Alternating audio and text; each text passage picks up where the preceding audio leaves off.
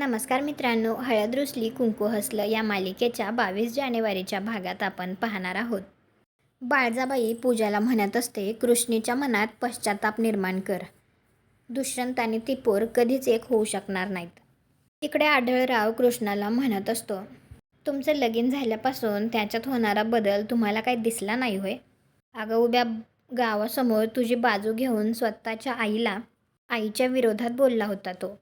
आणि त्यानंतर आता पूजाने तिचे नाटकं सुरू केलेले असतात. ती कृष्णाजवळ बसलेली असते, तिच्या डोळ्यात पाणी असतं आणि ती कृष्णाला म्हणत असते, माझं डीवर खूप प्रेम होतं.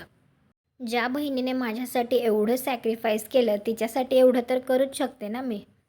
तर यामुळे आता कृष्णाला खूप वाईट वाटत असतं.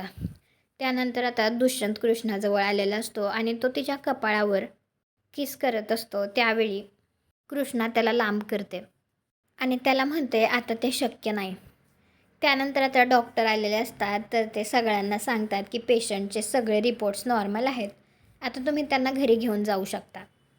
तर आता आढळराव कृष्णाला म्हणतो, चला. तर कृष्णा म्हणते, आबा मला घराकडे यायचं नाही.